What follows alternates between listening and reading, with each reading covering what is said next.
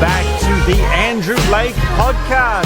My name is Andrew, very glad to be with you, bringing you the quote of the day.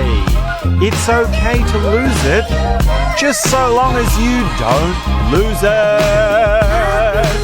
Oh my goodness, if you would like to support the podcast, please do buy me a coffee. Your spare change goes a long way. Just a little bit here and there will help me get on the way.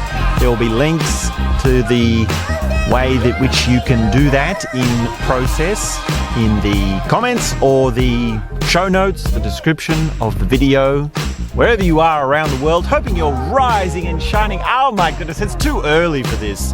It is way too early for this kind of radio voice. Radio voice welcoming you back to the Andrew Lake Podcast. Click subscribe now and share your favorite episode with a friend. Oh my goodness, it is okay to lose it, just so long as you don't lose it. I love this quote. This is just, it makes so much sense. In fact, I think I even put this quote on one of my whole cars. You probably don't know what a whole car is. This is when you paint graffiti, which is the entire side of the train. So graffiti artists have all these different terms for the sizes and the shapes and the places of their graffiti. So a whole car would be when you did the entire side of the train. An end-to-end would be when you do from one end to the other end. A floater was when you were in the middle. Cut-off was when you were going down to the bottom, and the bottom of the piece was the run-off or the cut-off at the bottom of the train. My whole cars were only done on Coleys, though, nothing on the commercial commuters. I was never that far out to it. But one of the sayings was, it's okay to lose it, just so long as you don't lose it. And I love this with dynamic meditation as well. This is the beautiful thing about dynamic meditation. This is the beautiful thing about No Mind Awareness Intensive, the Osho No Mind Awareness Intensive. And in fact, a lot of the active meditations that Osho talked about and created and promoted and sort of brought into this world involved some sort of craziness. They involve some sort of way in which you lose it without actually losing it. There's also this thing of, hey, you know what we didn't do? Last episode, I wanted to do my dog stepped on a bee. My dog stepped on a bee, a bee, a bee. My dog stepped on a bee, a bee. My dog stepped on a bee. I actually did make some friends with some dogs the other day. Little Alfie boy, who's a Shih Tzu Maltese, and Happy, who is I believe Happy is a Border Collie.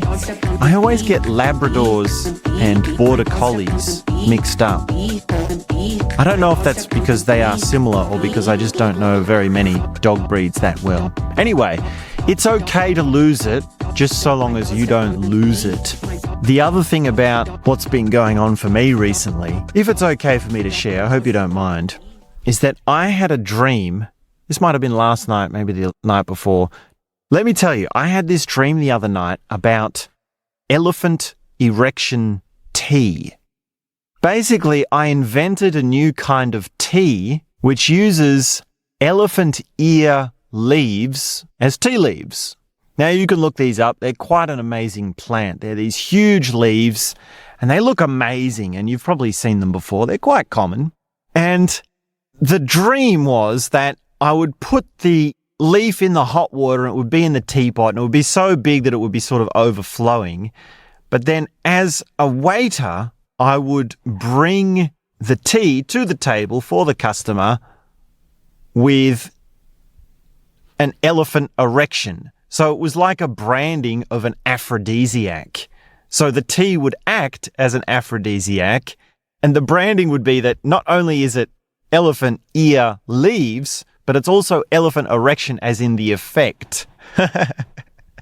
And the idea was that the waiter would bring the tea to the table while they have an erection, wearing only 2 elephant ear leaf as part of like a cover-up. So the trunk would be like the banana would be like simulating the trunk of the elephant, and the leaves would be there like the ears. And that would be like a kind of demonstration as to say, this aphrodisiac works and this is what you're getting yourself in for. And the waiter would be able to bring that and say, enjoy your elephant erection tea. Is this way too abstract? Does this say too much about my self-consciousness and my unconscious mind of how that works?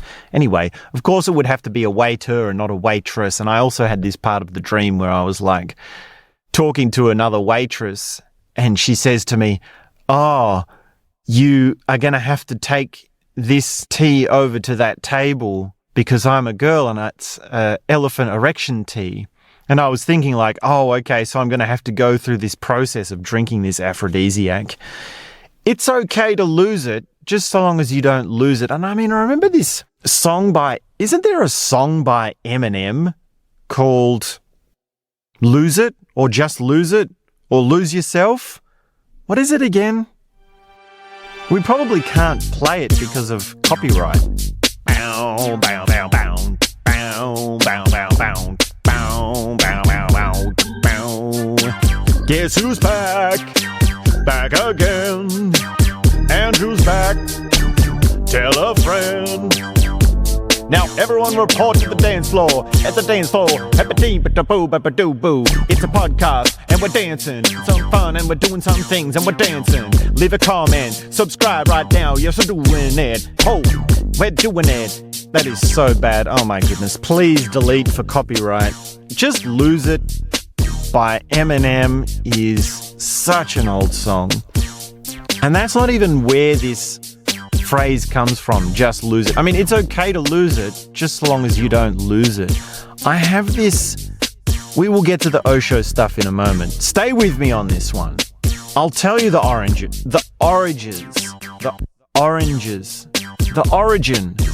I'm trying to get the words out. I'm still waking up. Please, give me some slack. I have this memory of one of those... What do you call it? Like Australian Idol or American Idol or America's Got Talent or Britain's Got Talent. You know, one of these sort of singing competition reality TV shows where the shtick is that in the opening rounds, they interview hundreds and hundreds of people and they're in front of a panel of judges. And the routine basically always goes the same, which is the person thinks that they are really good at singing and they come in and they sing a little bit and the judges go, oh, that's terrible, get out. This sort of thing. They cast a judgment and the person is broken in their ego. They have this whole crisis of, oh no, I'm actually a very good singer because my mummy told me I was a very good singer, this sort of thing. And the thing is that you as an audience member is watching on and just you're going like, yeah, we got them. Yeah, they're really bad at singing. We're just like the judges. Yeah, we've got this high horse sort of thing going on. And there's all sorts of variations on this, you get all sorts of characters, all sorts of interactions. It's pretty low level TV if you think about it. It's pretty low consciousness TV, low consciousness entertainment. But there's one that really sticks in my mind where this crazy lady came in. She was obviously weird and crazy and a bit of a hippie. Not that there's anything wrong with that. And I can't judge crazy people because I'm one of them. But she came in and she was a singing teacher. So the expectation was that she would be all right. But what she actually did was she sang like a few lines of a song, but each line was in a different style. It was like a different genre. And they were wildly different genres. One was like country, one was pub rock, one was jazz, one was classical. And she sort of squeezed it all in together to show her vocal range. Like her idea was, she said in the interview that her idea was to show how many different styles she could do because she only had a few seconds, right? In the interview, in the audition, you only get a few seconds. So she did that, but it just sounded like a crazy lady doing all this weird stuff with her voice, right? And to the judges and to the people who like pop music and to the mainstream, it just sounded crazy. And she took the judgment really badly, right? she became really defensive and really upset. And I just remember this line where she's being interviewed and she's just going so crazy. And what she's saying is, I am not going to lose it. I am not going to lose it. I am not going to lose it. Like this, right? And it was just hilarious, of course, because everyone could see that she'd already lost it, right? The thing was that, well, you're not going to lose it. Well, too late. And this is just another version of the audience member getting on their high horse, right? So that's sort of stuck in my mind from this phrase that don't lose it, right? Hold yourself together. Keep yourself together. This is sort of the antithesis of this phrase, which is don't freak out. Don't go crazy. Hold yourself together. Pull yourself together. Keep yourself together. This is really the message that we get from society. This is the message that we get from mainstream culture. You do have to stay normal. You do have to be coherent with words in the order that they are, keeping them in sentences, making sense and words coherent without repetition. And yet, there is something in humanity, there is something in each of us, I believe, that is crazy. There is something in us that wants to lose it. We want to lose it. And I mean, maybe that's why Eminem's song was so popular. I mean, that's sort of what he's playing on as well, right? The Eminem song of Just Lose It is, well, eventually you do want to lose it. You do want to let loose. You do want to have fun. You do want to go crazy. You do want to play, sing and dance in the streets and do all that sort of stuff. And this is what's so beautiful about Osho active meditations. This is what I love about Osho dynamic meditation. And in fact, this is the thing that originally drew me to dynamic meditation. It was stage 4. So remember, dynamic meditation is 5 stages. First stage, chaotic breathing. Second stage, catharsis. That's the craziness. Sorry, I mean, the thing that brought me to dynamic meditation is the second stage. That's what I was trying to say, not stage 4. Stage 4 is the silent stage. So stage 1, chaotic breathing. Stage 2, the chaos. Crazy. Freak out. Stage 3, jumping. Who jumping? Hands raised above your head. Stage 4, stop with silence. Stage 5, celebration dancing. So it was stage 2, the freak out, that made me really want to do dynamic meditation. It seemed like such a godsend, such a beautiful thing, such an amazing invitation to say, okay, you're in a room, you got 10 minutes, you can freak out and go as crazy as you want. And of course, that's what I have done many times before. And the thing about the active meditation, though, of course, is that you do it consciously. You do it while remaining a witness. And when you do this, you see that there's a part of you that's not going crazy. Your body might be shaking, your voice might be doing all sorts of weird things, you might be turning your head around and your eyes are swirling, and everything's going all over the place. And yet, even in that, there's something that is not going crazy. There's something that can see all that is going on. There's something that understands what's going on. Now, even in the most basic sense, there's the thing in the back of your mind that says, this is just active meditation. This is just a process. And of course, it is also very powerful to do this in a group of people. Dynamic meditation really is best done in a group of people. It's really best done in a room with a facilitator, with many other participants happening in it. So that awareness, that birth of a new understanding happens within you. And then when you have that, it begins to grow.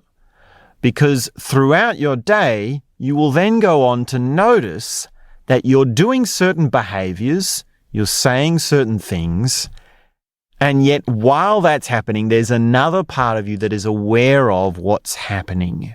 And that's very different to not having that awareness. That's very different to just being completely arrested by, completely consumed by, to being one and the same with the action. When you open up a new awareness, you can see it from a new angle. You see it from a perspective. And if you can catch it early enough, then you have the ability to change how you are acting. You can change what you're saying. You can stop yourself before you do those things that you will regret. And of course, when this goes on and you develop it and you do dynamic meditation for 21 days, 30 days, 60 days, 90 days, and you do Kundalini meditation and you do the Osho No Mind Awareness Intensive, which is another great way of going crazy, then this awareness becomes more dominant. Your awareness actually becomes the central thing, and your behaviors and your actions and your thoughts and your speech actually becomes secondary, becomes the thing within awareness. You're inside something, and yet you're not the same as it. You're not one connection to it. Now, the other side of this is that when you have this new complexity to your experience, when you have this new understanding in your phenomenological experiencing, then you actually have a deeper connection and things become more vibrant. Your behaviors and your feelings and your thoughts become more real. They become more crisp, more clear, more clarifying. They become like they are actually more alive, more in a higher, like a high definition. This is not something to be confused with the flow state. This is not something to be confused with being arrested. These are different things, yes? Your flow state will improve when you have higher awareness and when you can step into the witness. Man, I remember going so crazy in Osho No Mind. That is just non-stop gibberish. Talking about losing it, just lose it. I was just loving it. That's a full hour of non-stop gibberish. And it's not even just voice gibberish, but it's body gibberish. So you're rolling around. I was rolling around the floor. I was twisting my ankles, twisting my wrist, turning my head, shaking, gibbering, blubbering, bouncing around, up and down, upside down. It was really crazy something. And yet, that's the cognitive development of awareness.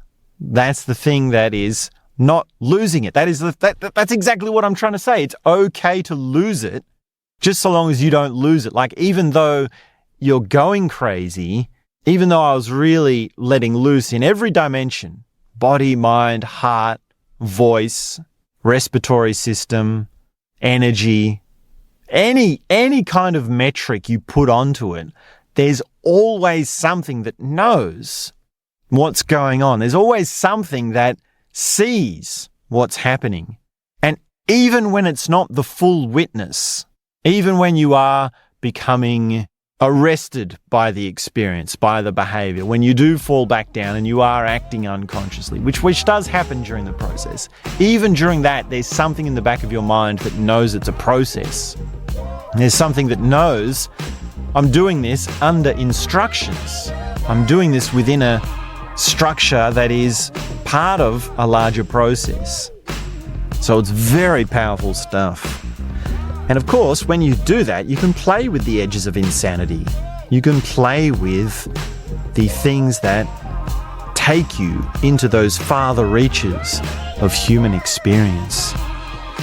And it is my testament, my undying message, that I have reached the furthest reaches of insanity and lived to tell the tale. It's a beautiful thing. It's an amazing thing. And I would only wish that for you and everyone else and anyone else. So, of course, I wish you all the best for the rest of your day. I wish you good times, staying healthy, keep meditating, just keep eating healthy, keep doing your exercises, and keep listening along to the Andrew Lake podcast. Please leave your comment down below, leave a 5-star review, and you can buy me a coffee somewhere in the link in the description. Hope you have a beautiful day. Enjoy your times. We'll be back very soon to send you love. Stay cute. Stay beautiful.